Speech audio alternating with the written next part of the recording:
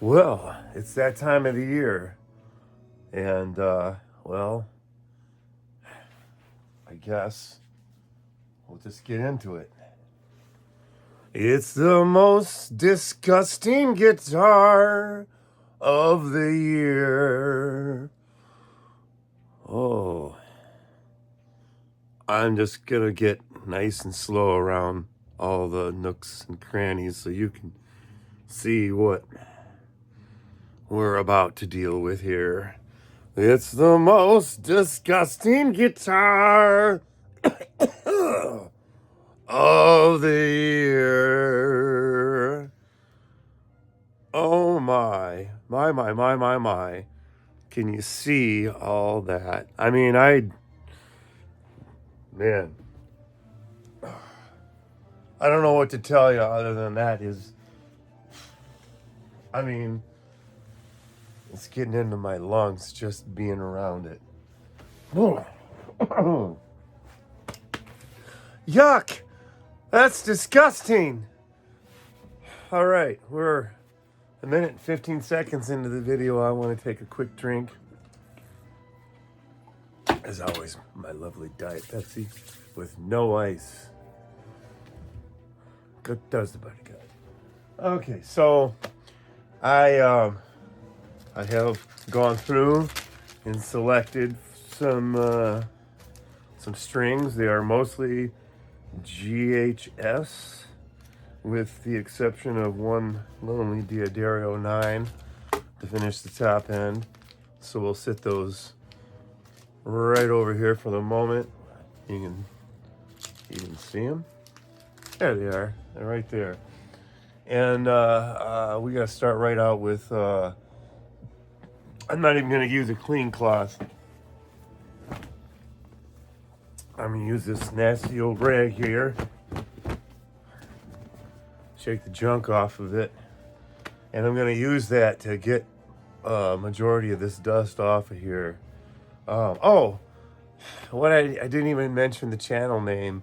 Obviously, we're back in Kit Basher's little, I don't know what we call this now. It's sort of like a man cave. And I do lots of little projects out here today. Obviously, I'm cleaning the guitar and going to restring it really quick. Yes, I got to get the dust off of this thing before I even get started. So I've got this rag. I'm going to put that right in front of me, but I also need some cleaner. So I will be needing some Simple Green and some rubbing alcohol for starters.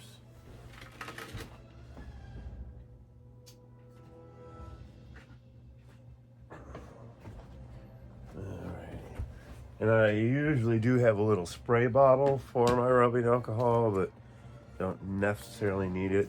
Simple Green, diluted. You can buy it, and you can buy the replacement stuff. But to conserve on it, I actually dilute it. Yeah, use your brain a little. Boiled linseed oil. Got a bunch of it, put in these little tiny bottles. And we're going to give the fingerboard a drink. It's probably dry as fuck because it's been covered in dust and God knows what. So I did the flyby with the guitar so you could see all the dust. I'm just going to take this cloth and start kind of getting in there.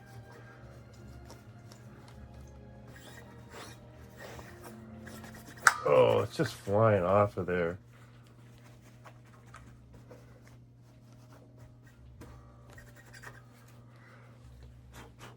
Oh man, it stinks just getting anywhere near that. Okay, so I'm gonna take the strings off to get into all those cracks and crevices. That's pretty good for now. Now I'm gonna flip it over and do the backside. It's the most disgusting guitar of the year. Oh, I don't. You don't usually smoke weed on camera while I'm working, but I might have to have one in celebration of the fact that this is Michigan. It's totally legal, and I did grow a bunch this year, and it could be my fun thing to do. I'm not drinking right now, so I can't have a beer. So I do feel like maybe I could have a smoke while I'm doing this. It is the most disgusting guitar I've ever had to clean. I mean,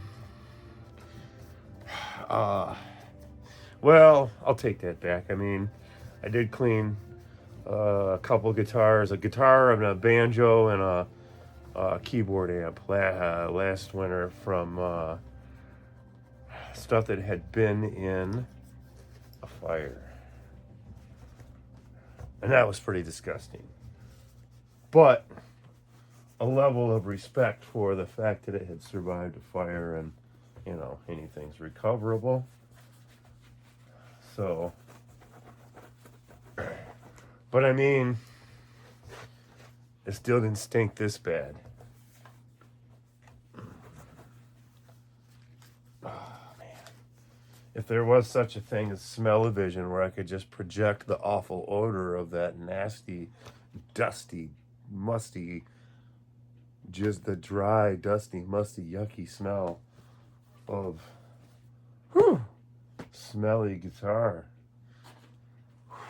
Oh, I definitely deserve another sip for that. And I might even have to break for some orange juice because I'm slurping that up pretty darn quick. So, I don't know if I want to do a whole bunch of teardown on this. I do want to look in the back really quick, just in case. I want to count the springs and the kind of the gauge of the springs while I'm looking in here, because I'm going to put strings on it and I'm going to set it up, and if I find the whammy bar area to be out of whack and too slammy, whammy, wobbly, timey-wimey, weird kind of stuff, too sloppy and floppy, I might have to adjust it or add a spring or something. It's been a minute since I did any work on a Stratocaster, since I don't play guitar very often. Oh, yeah, and it's got a lot more dust in there I'd like to get rid of. Yeah, I'll stick a brush in there, but anyway. Yeah, we got 3 springs, and it looks to me that it's pulling pretty hard. If you ask me, it's either that or... Yeah, I guess I'm not going to mess with that too much. I'll leave it alone for the moment. It might be the do or die of the guitar. So let's get rid of this crap.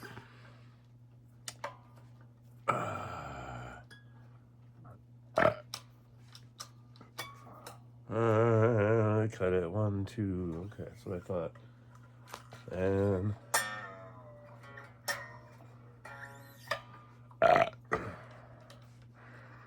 there we go. Alrighty, another one off there, and pop that off of there. Man, it's really dirty, unapologetically filthy. Sometimes you wonder, how could someone possibly let a guitar get in such disarray or covered in filth in this case. You know, when it's jet black on black on black, and that always, you know, shows all the dirt and dust and fingerprints and imperfections of all kind. Although it's cool, very cool black on black. I dig it. Yeah, Stratocaster. I always dig a Stratocaster. All right, so I do not want to go through the process of all that. So flipping it over and pulling them through, I kind of want to make it easier on myself. So I'm going to take a break, and we're going to go find a tool. Let's see. What's the first one that would work the best out of all? Right here. I'm going to put these strings up here. my next project coming up is I'm going to restring my Fender acoustic guitar before New Year's, and maybe I'll play a song on it or something. I don't know. That's in the next few days. I want to get through Christmas first. And all right, so I don't know if you guys have seen my droid videos where I do greebles and additions, and well, in my speeder bike videos I use sometimes old discarded chunks of guitar strings to make well, all sorts of hoses and lines and things that you would see going down anything like fuselage or down the edge of the wings and stuff. You look up close at some of those things, under all the paint and stuff, you'll find that there's guitar strings hidden all over some of the stuff that I build. Some of my sci-fi stuff I build. Any of the ships, bikes, speeders, backgrounds, walls, let's see, moisture evaporators, little just things that exist. They look like what would Star Wars has if it was a ATM machine, credit dispenser or something like that in the middle of a square, and then a moisture evaporator next to it. And why does it look authentic? Because it blends in, because it looks like it's got wires and hoses going in and out of stuff, and you know, just like we have, you know, it makes sense. Fits in. So that's one of the things that instead of throwing away, I'll salvage. And you know, sometimes after you smoke a bowl, a guitar string, or sometimes even better, a bass string, is good for cleaning the pipe. All right. Oh no, seriously though. There we go. These things have been bent in place for a moment. Speaking of cool looking things, now, I haven't seen a guitar string end with that bullet kind of shape on it. Those are actually kind of neat looking. I do believe I'll save those because they are much different looking than any normal ball end guitar string like I'm about to put on here. And yeah, that's kind of interesting looking. Although I have a feeling I have one dislodged in here. I'm going to have to get dislodged. Like I'm going to have to get the strings dislodged. Might have to squirt it with some of the juice. Where's the juice? Yeah. I can lube it up with some of this shit right away.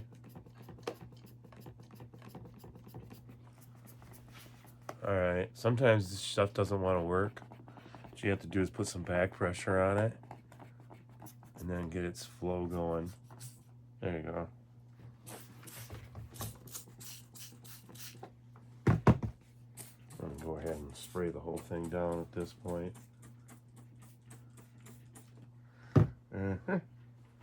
And just like detailing a car, reach back over here where, oh wait, you know what, I got some tools back over here I can probably pull out. A little caddy here. Little dollar store toothbrushy things. The plastic one, not the metal one, but they usually come in a 3-pack. And I just buy a lot of those, so that I always have a few of these. Because after you clean a few nasty guitars like this, you kind of have to either throw them away or take them inside and soak them to get the nasty shit off of them, so you can go clean a guitar with it again. Because, you know, hey, if you clean nasty guitars up with your tools. Expect your tools and brushes and towels and stuff to be nasty. So you're going to have to go back and, you know, it's one thing being able to clean and work on stuff, but man, if your tools are shitty and nasty, your projects are going to be shitty and nasty. So this might be a $200 Squire guitar, but you know what? Put your nasty ass tools on the next one that comes in that might be a Paul Reed Smith or something, or an actual Fender that's worth, you know, a couple $1,000 or more. Being the only guy up here that does guitar work, I end up getting a lot of projects. And some of these guys up here have some really nice guitars. Some of them are nice vintage guitars. And then some of them are just shitty old Squires like this one. But, I'll tell you what, I think after I get done scrubbing this thing and getting a tetanus shot after having touched this, oh man, I'll talk about this corrosion in a second. It's going to be pretty twangy. It's a pretty heavy guitar. I expect it's got some nice loud sustain with the single coils. Depends on what they got in there for single coils. It's kind of hard to fuck up a single coil.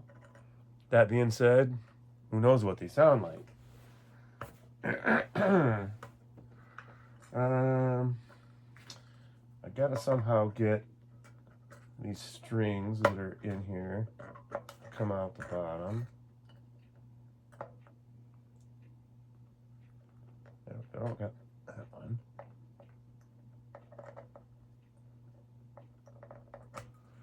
Maybe a little bit more juice down in there.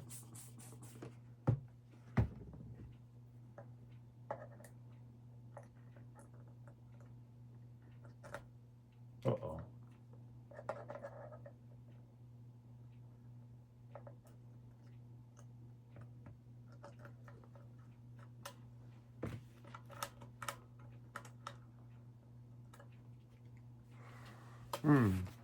Yeah. So there's problematic issues. There we go. Again, cool looking ball end. There's 3 of them I've been able to recover. So I gotta look at this in the light because I know at that one I need to get the S-E-A-D, the G string and the B string. Still have a piece of string dislodged in the thing. And ain't nothing but a chicken wing. Ding-a-ling. King Kong went to Hong Kong to play ping pong with his ding dong. Oh, that one. This is when a simple project becomes, you know, madness. Complete madness. I am gonna have to get in here with something down inside of there to see if I can get the string to fall out.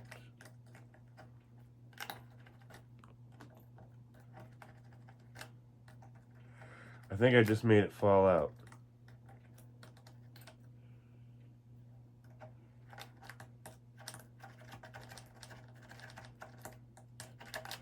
All right, let me see what I got in the light.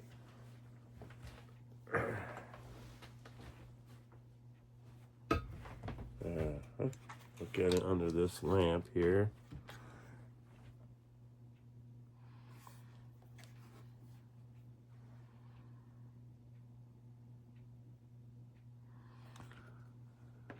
Now, I'm going to use one of these to go back through here and clean it.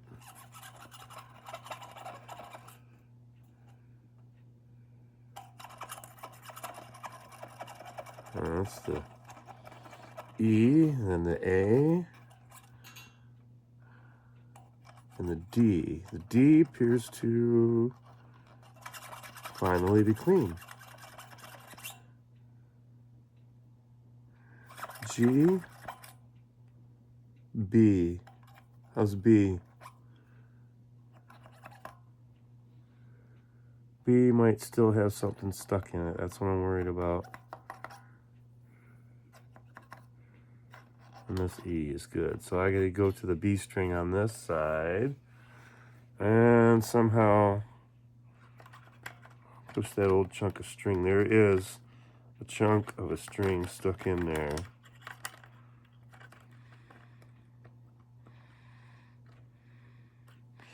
I need to take a skinny Allen wrench and stuff it in there and see what that does. Basically, I know I'm off camera right now, but I'm over here by the wrenches. I need to find a wrench, this Allen wrench that's skinny enough, like one of these little guys right here, and we'll stuff that in there. And you can see what I'm doing now. All right, I'm gonna go in here. I heard a pop. All right. See if we can get all the way through there now. I do see it. I see it. All right, you can see it now. If I get this guy out of the way, you can see where it's just starting to poke through right there. So now this is not quite long enough to poke it the rest of the way through. So I'm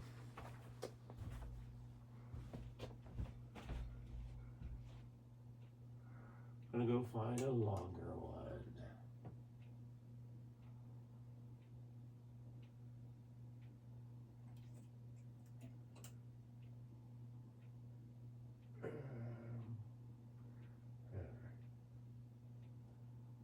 Longer apparatus. Oh, I hate it when I do this. I know there's one that's like, there it is. I knew an extra long one was sitting there.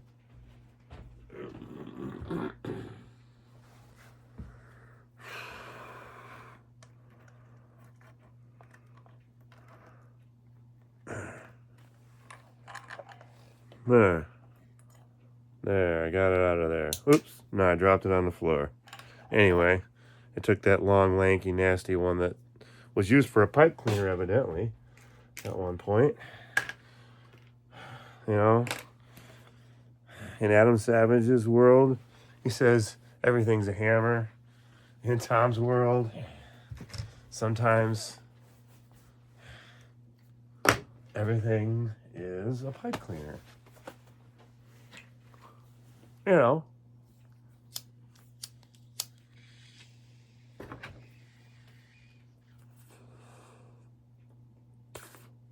Yay. Yeah. Not so bad. Yeah. So anyway, it's time to clean the rest of this thing. It's the most disgusting guitar of the year. It's covered in dust and it's covered in beer, and I can't wait to get this sneaky thing out of here. It's the most disgusting guitar of the year. Oh, let's scrub-a-dub-dub this ugly fucking mug. It smells like shit, and I'm pretty sick of it. Don't want it in my shop anymore. It stinks. My cat won't even come up here. It's so bad.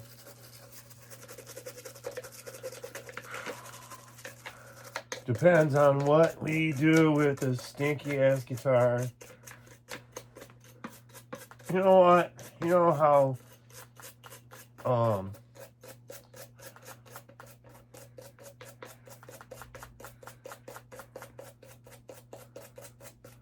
there was that movie.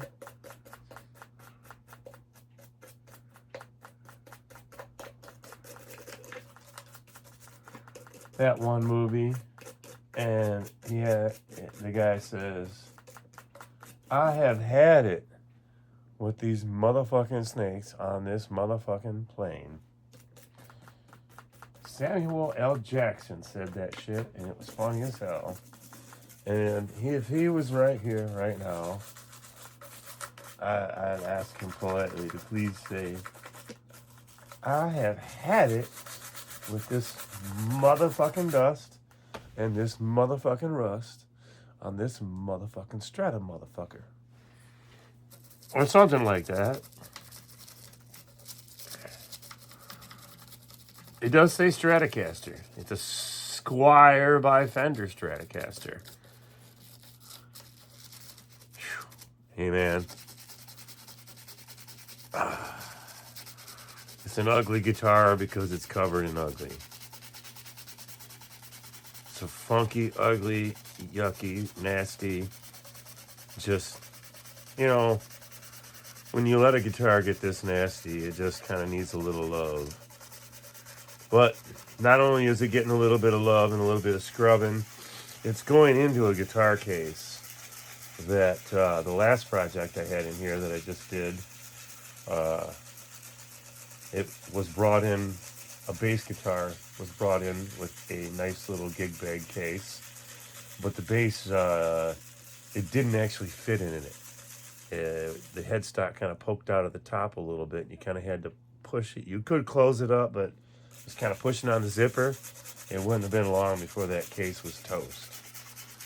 So I looked through my stuff because I knew I had at least one jazz bass style soft case, like gig bag style. And it was an SX series instrument case for a jazz bass. It had the offset, the offset jazz bass contour on the bottom. So, I already knew I had my Washburn in it at one time. And I have the same Washburn series bass as what this was, a Washburn Bantam or Lion or whatever. I had the 5-string, still have it actually. And I stored it in there a couple times, but it wasn't in there because it's my practice bass that I keep upstairs here. I just have a Fender neck on it instead of the Lion neck. And, yeah, I dug that out and I put that in that other 4-string, Washburn bass into the gig bag. And it fit really nice in there. And then I looked around and I had a strap that matched it pretty good because it was a like a light purple sparkle bass guitar, and I had a purple strap, so I put those two things together. And then, sorry, I'm getting a little nosy over here. I have to go blow my nose. That's all that dust coming off of this guitar. Oh man, it's gonna need some.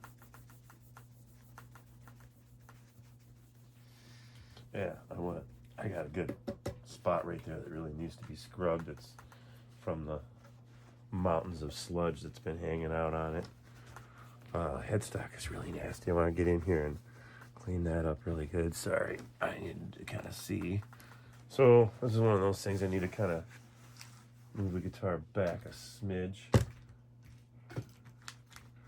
There. You're just hearing all the tuning keys rattling.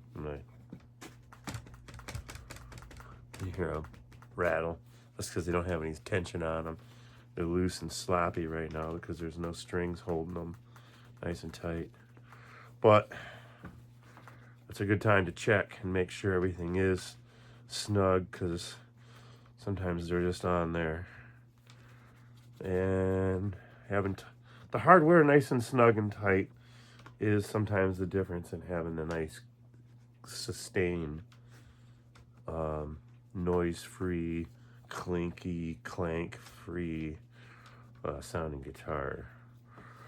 Every little piece of metal that makes a noise can make a noise through the string into the pickups, especially when you hit a high gain pedal Yeah, you'll even hear your belt buckle crying. Trust me, I know. Every time I kick on my Sans amp, I hear my straps creaking right here. I hear them creaking sounds like a boat creaking. So sometimes I use it for sound effects. The rest of the time, I try to throw my treble back.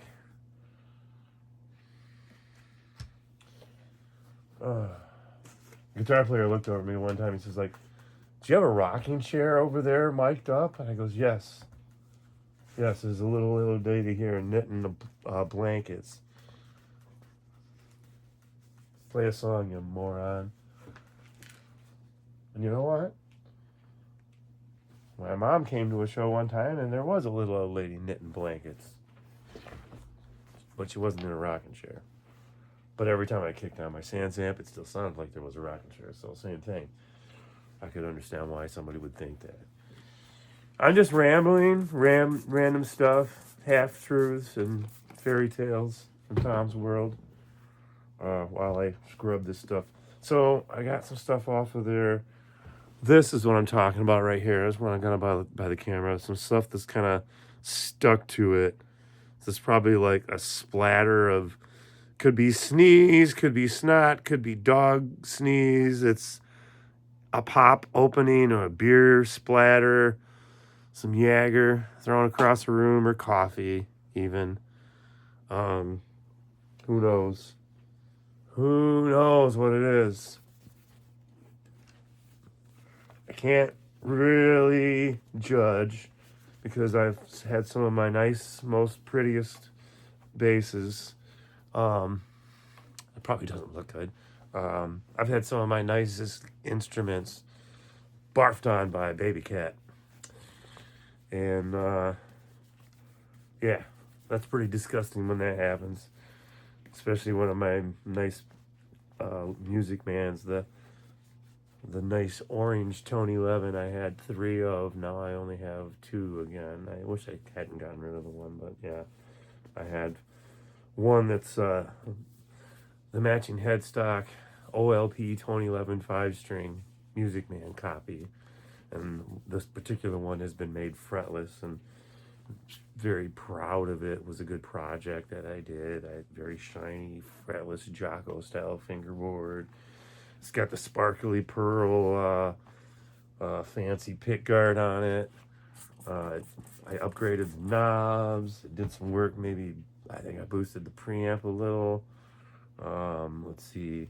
It's got the original pickup. Oh, that's what I did. I put a 3-way switch in it, so it's series parallel and single coil on that Music Man pickup.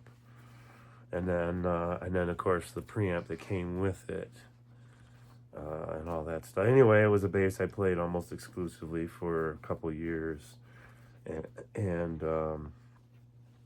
I had it sitting up here on the stand. I'd just gone through and done a bunch of this kind of shiny yet up stuff, and then new strings and plugged it in and was gonna jam on it and stuff. And my cat was out here and she was hanging out, probably had a snack earlier, and out of nowhere she just goes bat, bat, bat, bat. South Park style all over that beautiful bass. And so yeah, I had to kind of clean it off, and one of these days I'm going to take that thing out here and do a little upgrading to it at some point this winter, and pull out a neck that I have that's also a Tony 11 signature series. They made 2 of them. They made the orange one with the matching headstock, and then they made a one that had a flame maple top. They made it based on one of the instruments he was seen playing, I think, on the Sledgehammer tour, but it was not necessarily any of the basses that he actually played. They did that, so they wanted to have like a secondary option. So one was rosewood, one was maple. I ended up getting both models, the maple and the rosewood. The rosewood was the orange. The maple was the with the plain maple top, but the headstock matched the body, much like the orange one had a matching headstock, which is funny because Tony Levin's actual Music Man, it was called the Not Barbie Peach orange color. That particular bass that my OLPs are modeled after, it did not have an orange headstock. It had a normal, plain old maple blank Music Man headstock that, you know, and then the rosewood, and then the body had its own color. It wasn't of a series where they were doing matching headstocks. It just happened to have that nice color. And then the pickguard on Tony Levin's original one was just either a single or maybe even a 3-ply, simple, basic white pickguard. No sparkly, fancy, just the regular silver knobs. Anyway, his wasn't as fancy and boutique looking as the ones that the OLP made, which is kind of funny. Even they're lesser quality overall because they are that copy, and the necks aren't as wide. Also, I will add that they're not a Music Man width or a Fender width like you would expect it to be.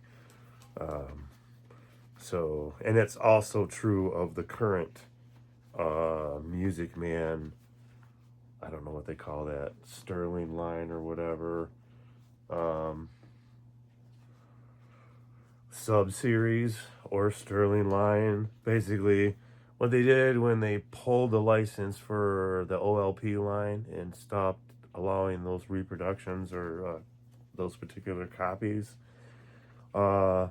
they started producing their own.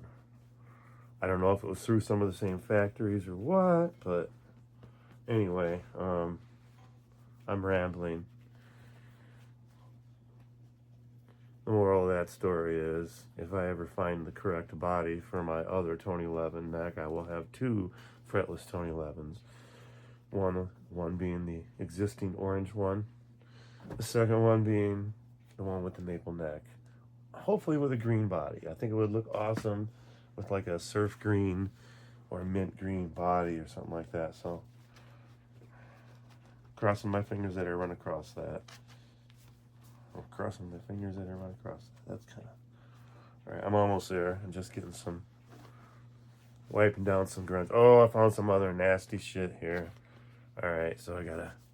This is where I want to get the rubbing alcohol in a better cloth coming up here. There we go. Rubbing alcohol. Hey, that's a good headstock shot. Rubbing alcohol helps strip a lot of shit. If it's really bad and I can't get it off with this, then the next step is lighter fluid. But I already don't want to have to buff it and wax it. So I'm trying to just get as much stripped off the surface with chemicals. There we go. That's probably as good as I'm going to get. The rest of it will have to come up with the wax. I can spread some wax on there that'll lift a lot of shit to the surface. And then when I wipe the excess wax off, it will be cleaner. Yeah, I know I said wax off. Wax on, wax off, wax on, wax off. You're wanker. Whatever. Tom's making up stupid songs while he's trying to clean his fucking ugly ass guitar. Yeah, if I get all the dirt and grunge off of it, it won't be so damned ugly.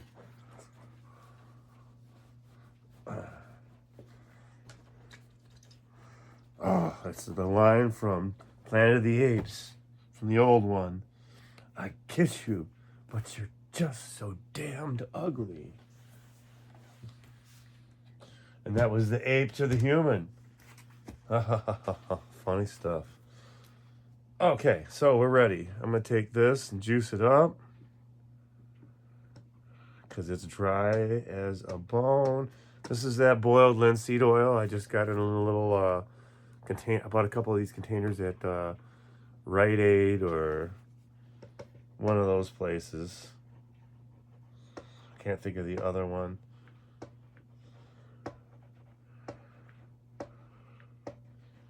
Some of them call it CVS. I don't think we have too many of those in Michigan. Not up where I live anyway. Whatever, it was one of those types of places. Alright, so I'm going to use my fingers to spread the rest of that over the fingerboard. Now, I can see, looking at these frets, that they're still a little dirty, grungy. So I'm going to go over to my desk where I have some sandpaper, and I'm going to grab that.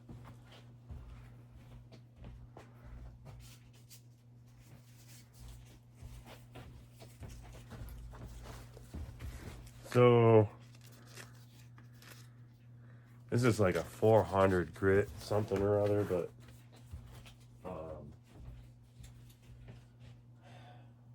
it's super fine grit. Now what I'm doing right now, I'm looking for a couple tools.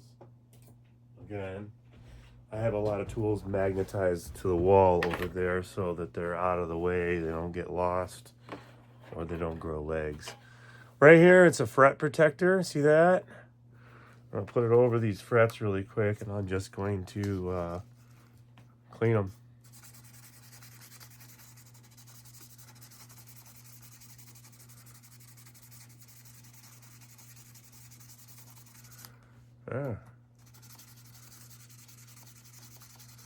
I'm doing this now because tonight I want to put this in that guitar case, so tomorrow when I go to my gig, I can give them not only the bass that I put together for his daughter for Christmas, I can also hand them this guitar and the case that they thought they were going to use for the daughter's bass, and then they can have this guitar in a nice case that it won't get messed up and covered in dust again.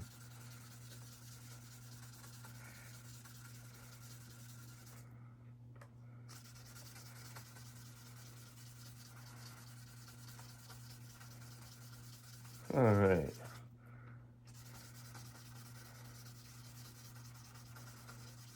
Oh, this is fun. I'm having fun.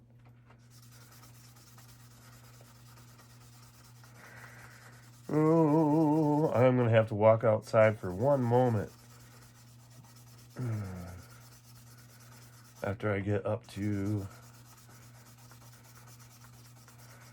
12th or 13th fret here, whenever this guy gets too skinny or too fat.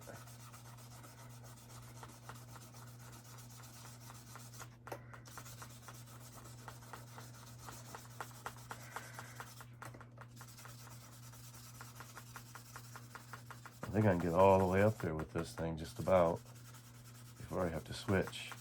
Then I'll have so few left, I'll just use the skinny one to get there. It's the most disgusting guitar of the year. So I'm gonna have to get an Allen wrench out here and saddle that all the way down flat on those string saddles, and we'll... Alright, now I need the skinnier one. Get to the very end. I'll go back to this guy. I'll go to this one. Under this one. Under this one. Around this one. There we go. It's pretty nasty. And now I'm just going to get a rag from my rag bin. And my rag bin. And my rag bin. There's got to be some more rags in this rag bin. Okay, here it is. Sorry about the terrible music. I am not Ricky Valley and the whatever crazy people that sang that song. Or whatever. I don't know. I'm not that dude. I'm not singing that shit. Can't do it. Alright. Not when I have to pee so bad. I really do have to step outside and do that. Just a moment. So, I'm going to leave that on there. Someday I'll learn how to fast forward these videos so you won't have this pause. And if I pause it, it'll stop recording. So, I'll be one moment.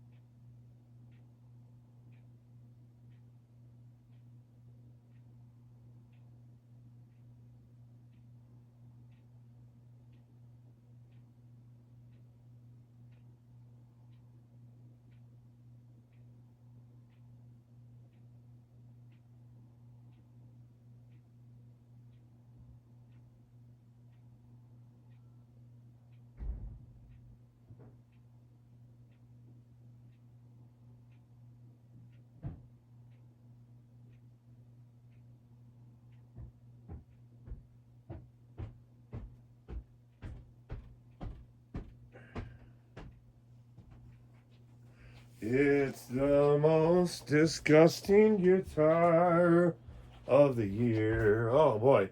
Whew. I know I'm just about out of Pepsi. Well, I should say Diet Pepsi. I'm going to take a swig since I just emptied my container. Now I'm going to empty this container. There, now I can throw it away. Sorry you had to see that. I will need a drink in a minute. My other favorite is, the Tampico Zero. They make two flavors that I like, and they're both orange.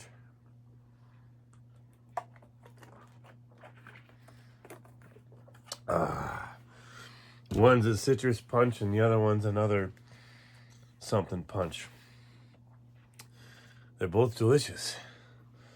The one that says pineapple, coconut, something or other, bleh, nasty.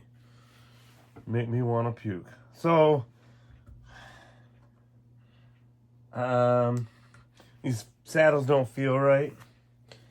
Seems like there's just a little too much brake. And, yeah, I don't know about that. I think I'm going to drop them down just a smidge. Looks like it's this here standard Allen wrench. I think this is it. I could be right.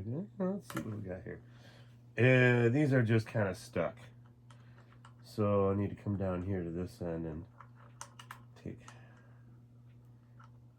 one turn around on each one of them.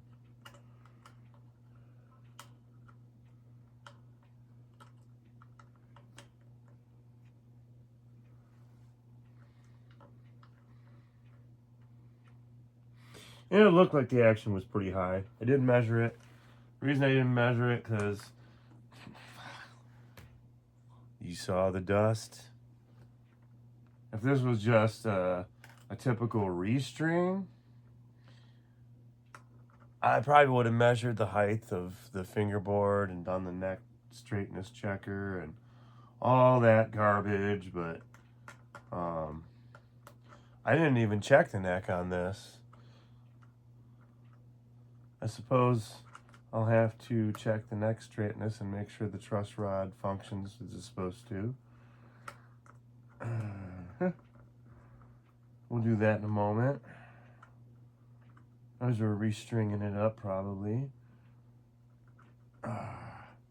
Because right now, while the strings are not on it, I'm going to go get my measuring tools to get the radius gauges. That's what I'm going to get.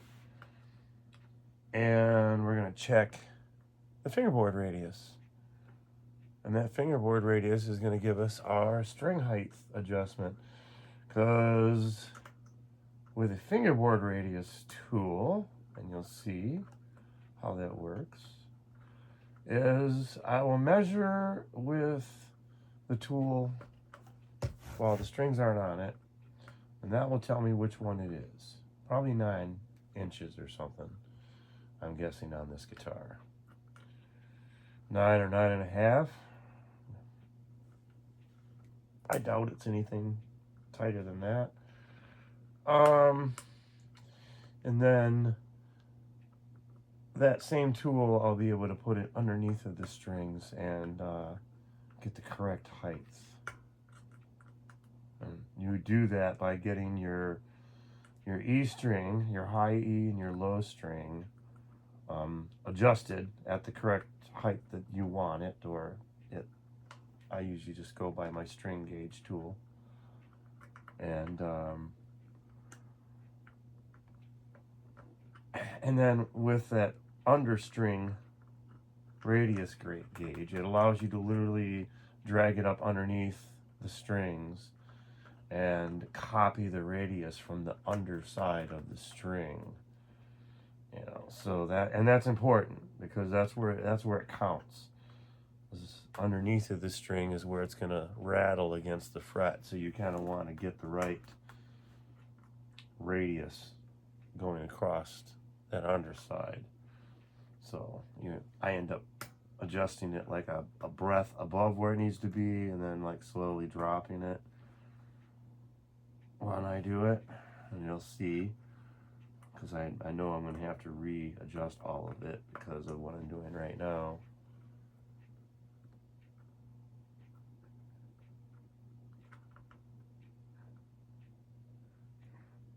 And this stuff is really nasty with being locked up, not wanting to move. This particular bolt is almost completely seized up, so I'm not sure what I'm going to do about that. These are the kind of problems that you run into when you're working on a dirty, nasty guitar. So now I need to find another use for these strings.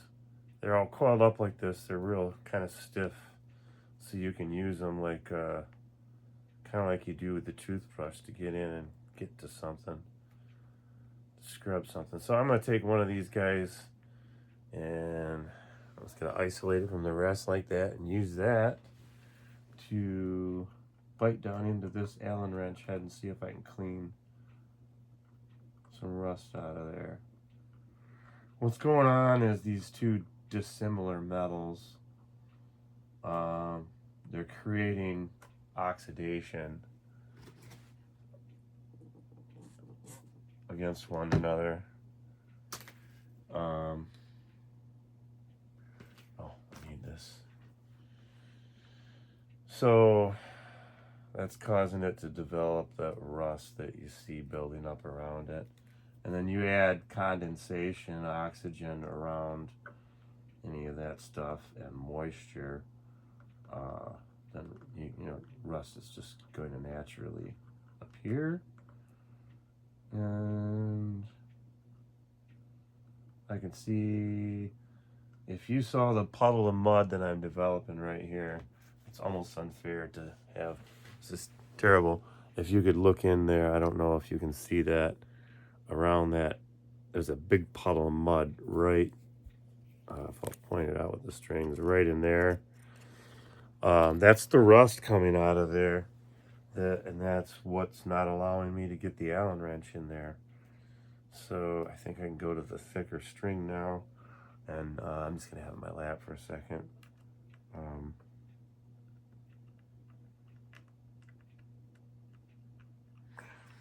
I don't have one of the important tools I should have for doing this right now. I keep forgetting to buy a case of it, and that is canned air.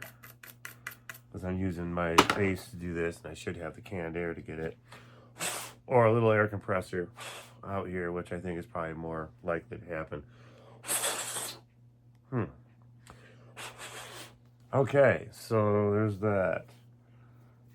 Yeah, I just blew a bunch of rust underneath of all those saddles.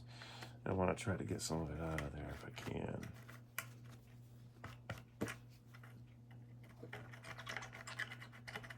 Yeah. This is just, this is a real dirty project. I feel bad for this poor guitar that it's had to endure so much filth.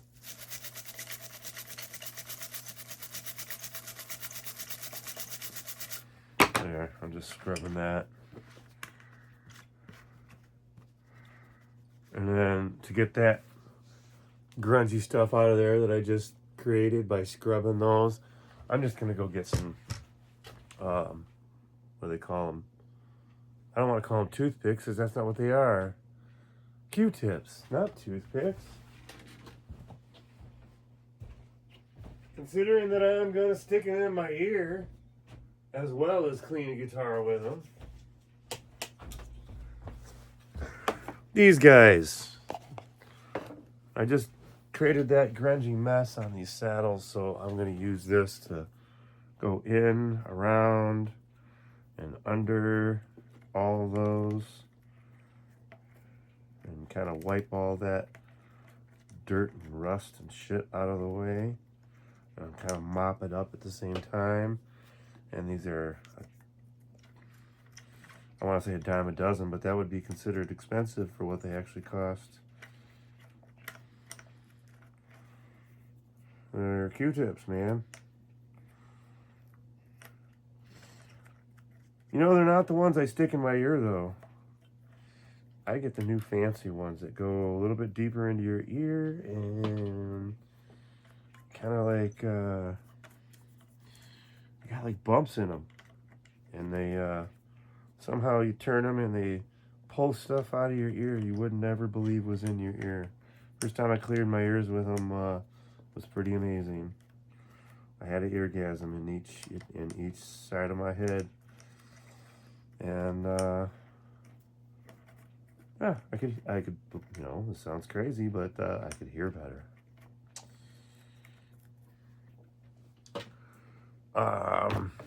But these ones are good still. These regular old Q-tips are awesome for mopping up all this grungy stuff. Probably overkill for this little guitar, but you know, I just kind of want to clean it up before I put good strings and stuff on it and waste time tuning it and all that.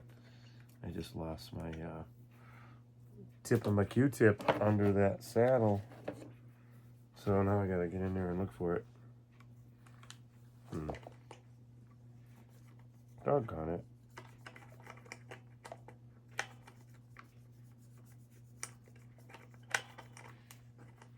Yeah, no good deed goes unpunished, huh?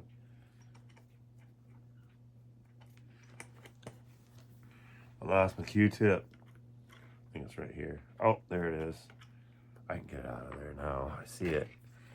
Get it with a piece of string. Yeah. There. Yeah. Couldn't see it because it was completely rust nasty.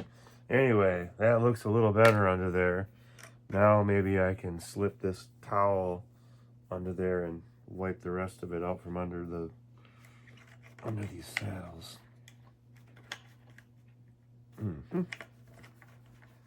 Yeah,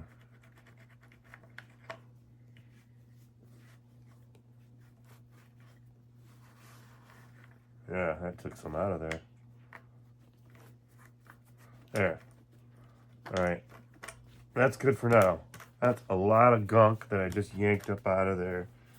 And the rest of this stuff can be cleaned up with, yeah, one of these little guys. Microfiber. Alrighty. So, I will get the microfiber.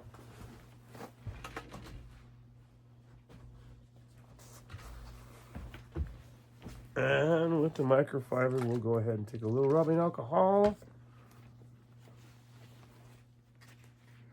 Go over here and see it in the light. Need this. There, see?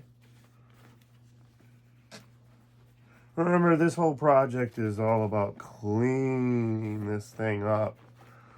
We know how dirty, nasty it is.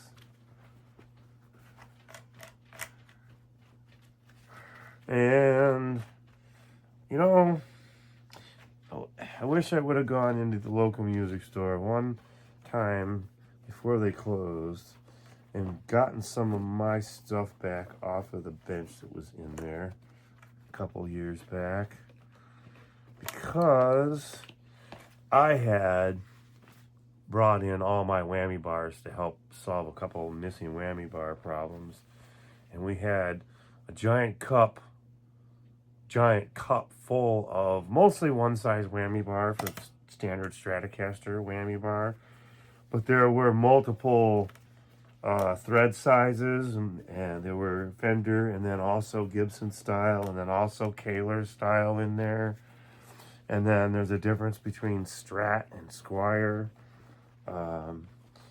as far as what whammy bar will fit in what bridge. And then that's not also true for the whole thing, because there's the Mexican, there's the American, there's the Chinese, the Indonesian, all the different factories that do them. They don't necessarily go by standard or metric. Some of them sometimes might have one batch that had bridges that are standard, and then you might have another batch it's kind of that way on both sides of the fence. And especially the older the guitar gets, because you might look like a brand new guitar and you have no idea if somebody like took the bridge off and put something different on it. Which, I'm going to be honest with you, this does not look like something a Squier would normally come with. This is a little burlier. I mean, I could be wrong, but to me, it just looks a little...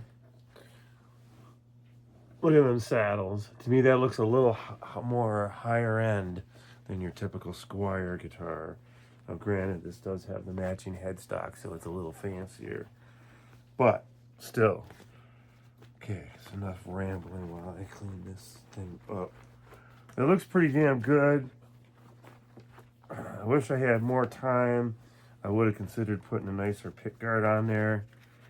It really depends if this becomes something that they want to play more. I might help them make it look a little nicer than what it is. But at the same time, I'm also going to build a Stratocaster, so I don't want to give away all my parts.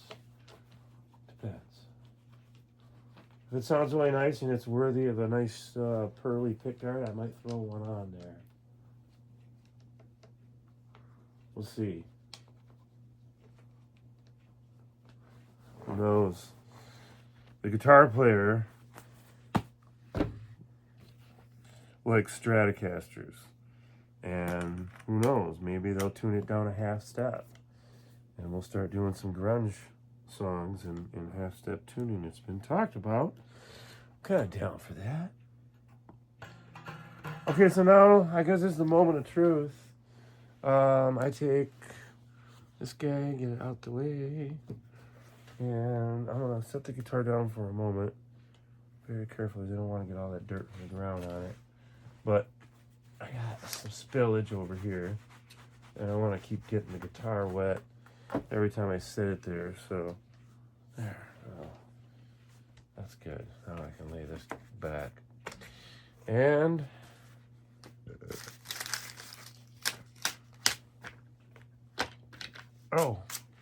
we're gonna get them radius gauges out. Let me go look on my wall.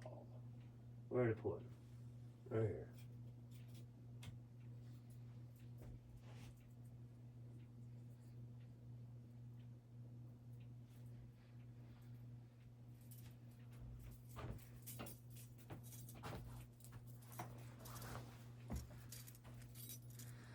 So I have mine on a little keychain. I have 2 sets of them. So what I do is I go over here. It seems like a big pain in the ass, but I have 2 sets of them for a reason. And I went ahead and used a Sharpie to coat them and then hit them with clear coat so it would stay on there.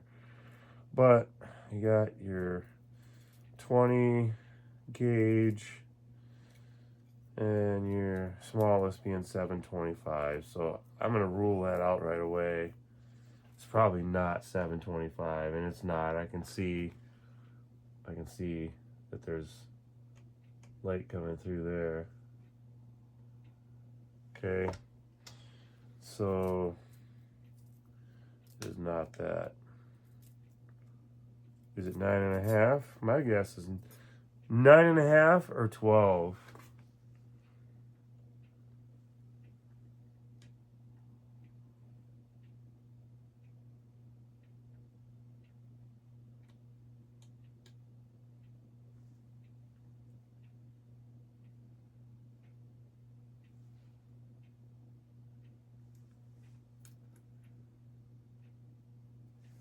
So it's starting to look like 9.5 to me. There's always 10. I doubt that's it though.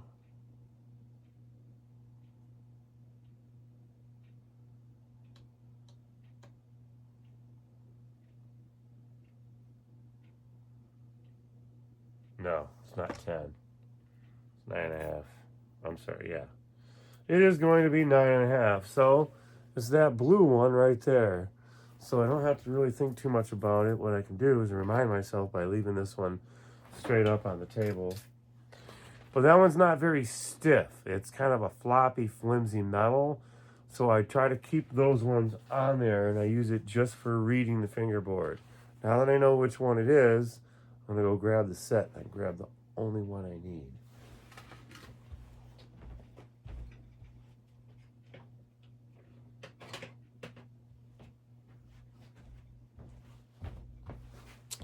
Same tool, better gauge metal. So I take my small one and I set it off to the side. The one I need is this dark blue, is the 9.5. I'm gonna sit that right here. And then the other ones I'm just gonna sit off to the side and attempt not to screw them up.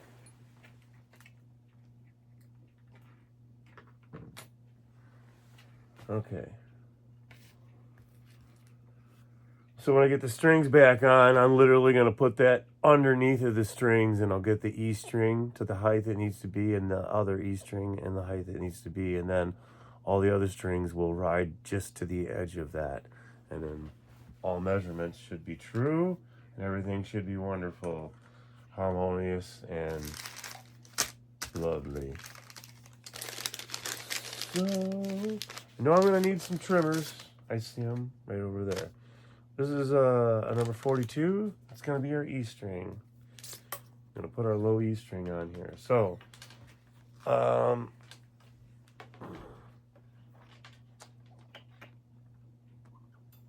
this is going to be a pain to go through the bottom on every single string. But I'm going to have to do it. It's since I don't want to spend all day. I guess I'll do them one at a time. One,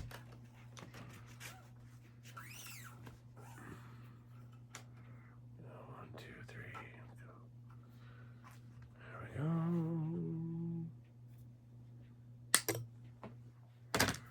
E string. I do this thing where I go over it and then under it, and then I bend it straight up. This is the way I've been doing it for ages, and my guitars stay in tune once I stretch the string out properly. What that is, and I will pull this tuning key up very close in just a moment, but I don't want to get too premature on that because I may have left a little too much on it.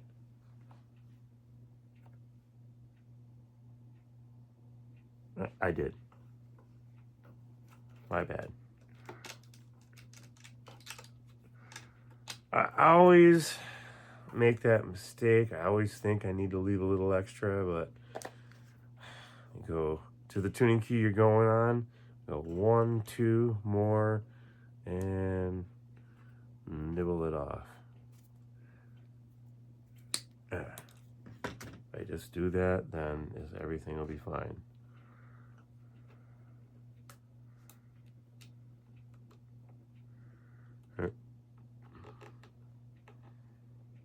Well, I still like to go over it and then under it. And I just bend it upwards so it's, what it's going to do is it's going to pinch itself.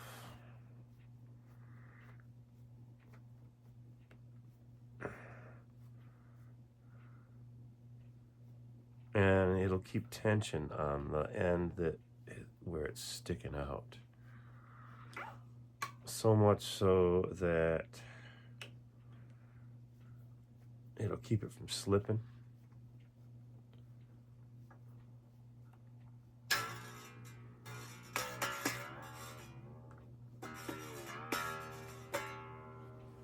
Okay, just a second.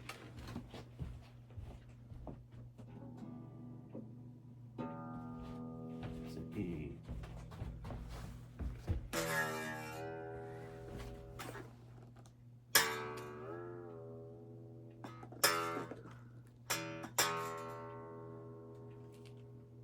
All right.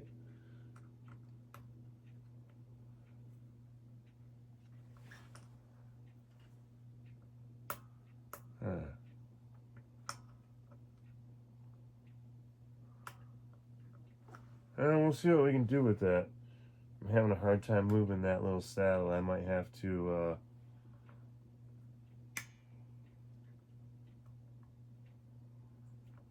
we'll see.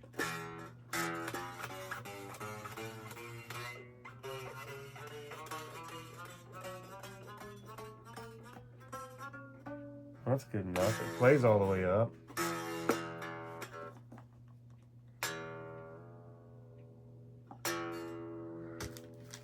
And we might as well go to the next one. 32. Let's do this. 32.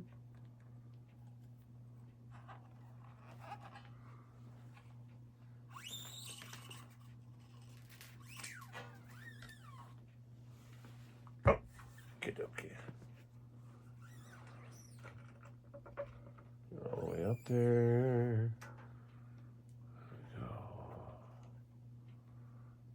Yeah, right here.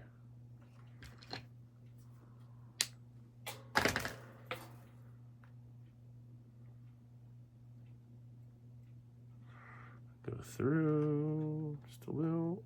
I'll go over that and then under that. There we go. There's a little twist you got to do with it to make it work, but I'll have two of them on here in just a second. It'll be so much easier to see. And, you know, I've got one of those doohickeys that makes this easier if I just reach back here and grab it. Pull my curtain over here. See if I can find it. Huh. I don't seem to have one. There should be one, but there isn't.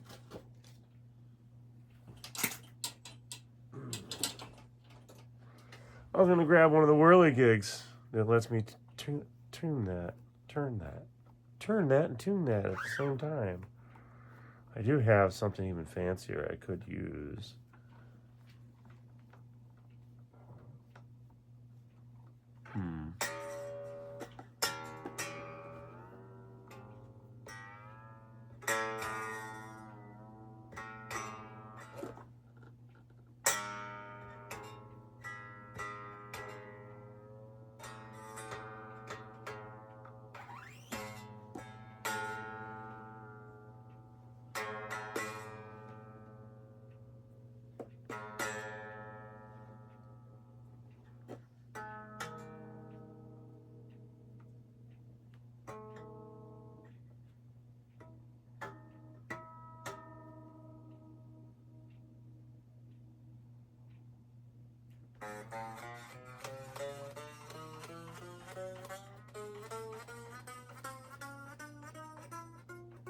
Yeah, that's probably not right, but close enough. Next, number 24.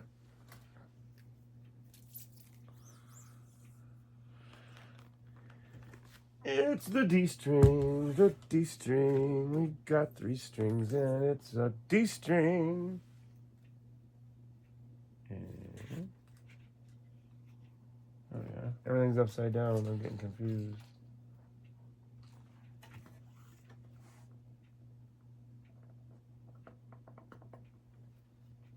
Oh, we cleaned that out. There we go.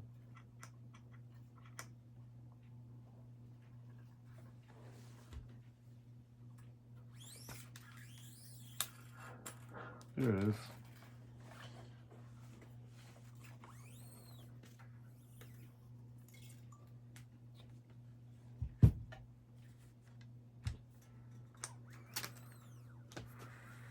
Okie dokie. There we go. To this one.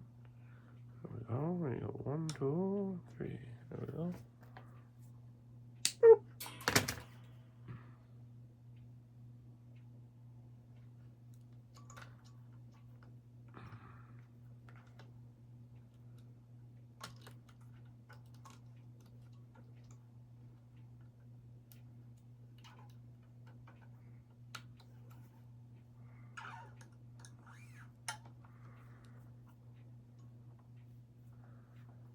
Tighten that up. I will reach back here and grab the tool. I know where it's at.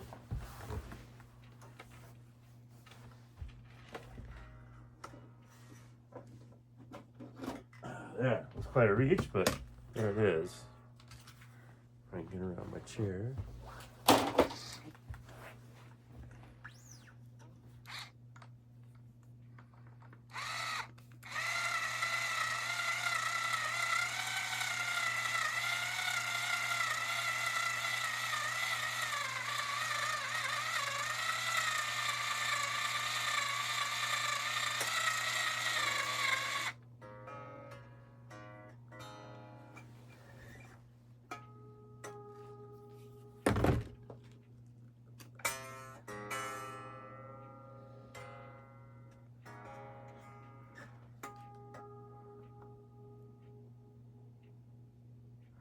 All right, close enough. Next string. I don't know if I'll have time to do a crazy intonation on this thing or not. I know I'm going to be able to adjust those saddles enough to make them where they're supposed to be. And hopefully this string isn't screwing me on this project. It's a big old wahoo in it. Huh. This might screw me, I don't know. What size is this? Is it 16? If it snaps on me because of this kink in it, then I might have to go back to my pile of strings over there and look for something similar.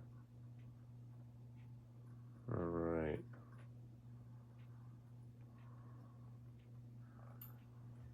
Put the headstock on the tip of the floor.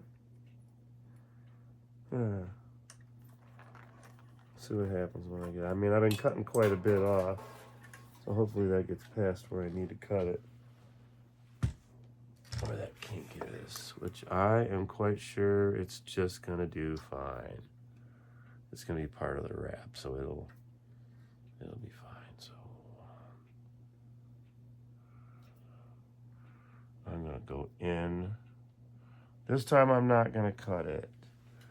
So I'm gonna go in here, out, I'll go around and around again. And this should give me some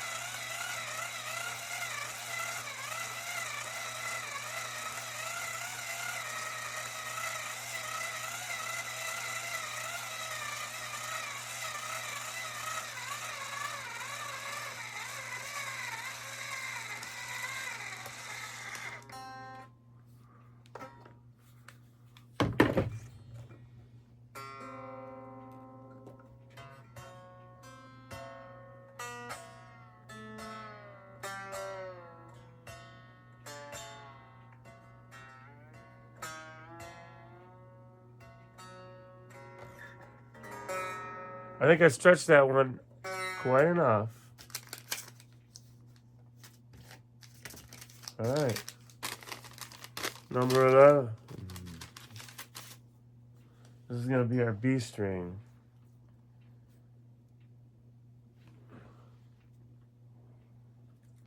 There's going to be some lights.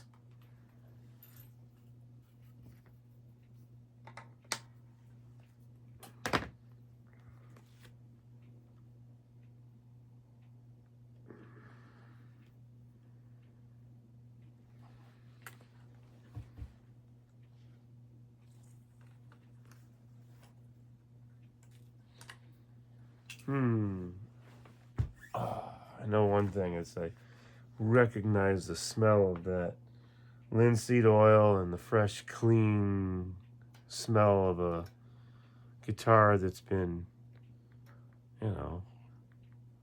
given the full treatment like this. It reminds me of walking into an authentic guitar store, like in the 70s, early 80s, when you could walk into any number of guitar stores. There weren't all these online places, so you kind of had to go to a guitar store, or a drum store, or a bass store, or a combination of all that. It wasn't Guitar Center. Didn't exist. It was Musician's Friends, but it was a warehouse and a magazine, and you could pick it up if you went to some of the bigger stores. For us, there was a Marshall Music, and there was a Elderly Music in Lansing. Beyond that, it was Herder Music Center and local mom and pop shops.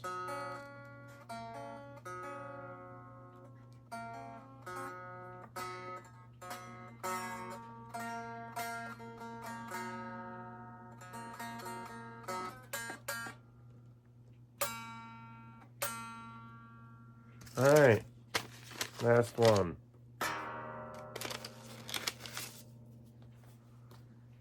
Oh my. This will be the end of the night for me. I need to go to bed and take my medicine and all that stuff. So I really need to wrap this up.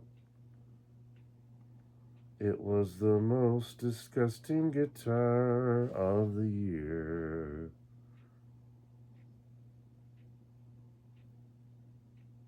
Come on. Cannot get it to go through the little tiny hole. It drives me crazy trying to get it through this tiny little spot. Here you go.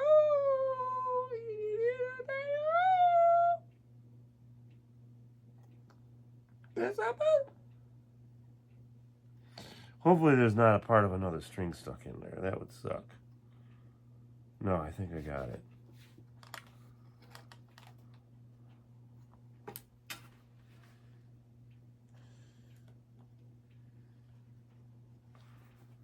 There.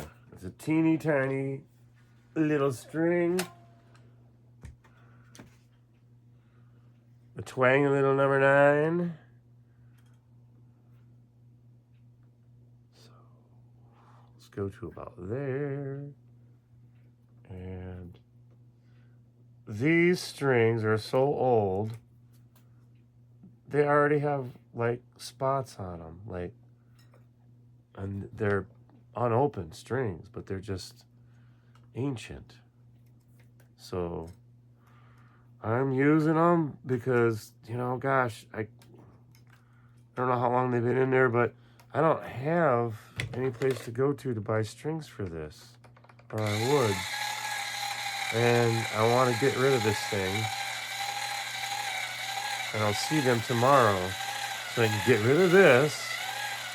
And I can get rid of that bass and 2 soft shell cases. There's 2 things completely out of my hair and out from under my wig. And, well, I guess I get to charge for a set of strings and a cleaning and a setup on this guitar. That's worth a beer and some chicken wings.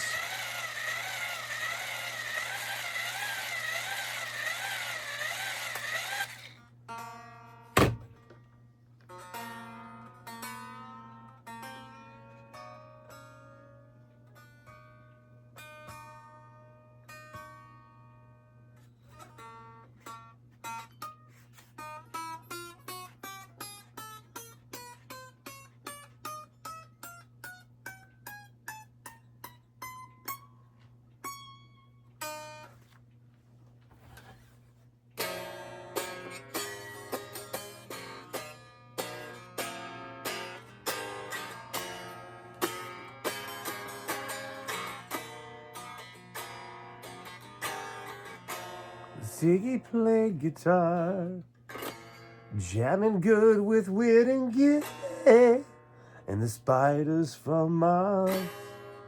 He played it left hand, but made it too far. Became this special man, and then we were Ziggy's band. Well, Ziggy really sang, screwed up eyes and screwed down hairdo, like some cat from Japan. He could lick on my smiling, he could leave them to hang. It came on so loaded, man, well hung with a snow white tan. But where were the spiders while the flies tried to break our bones?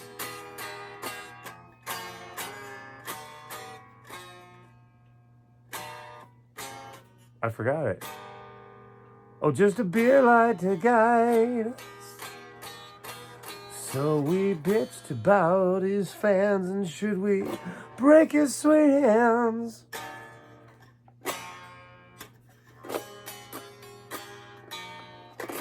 I'm not gonna play the rest of it.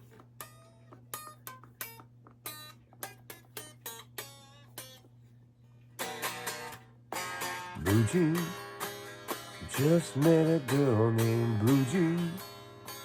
Blue Jean got a camouflage face and camouflage and no money? Remember, everybody has to wear tonight. But Blue Jean, look out, well, I've got mine. She's got a police bike. She's got a turned up nose.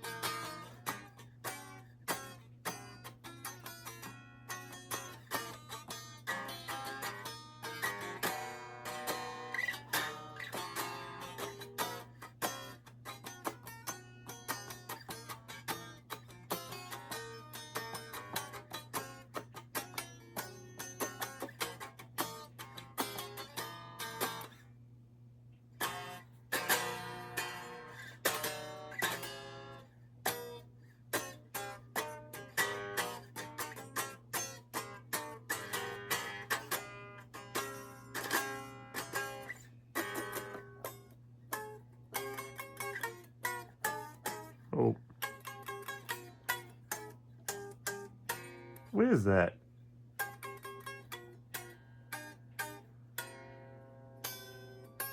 Oh.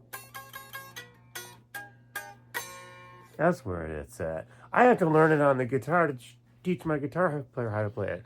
So all in all, I say that sounds pretty darn good. I'm going to get this little understring thing, the jigger on there, and just see where we're at. Looks like...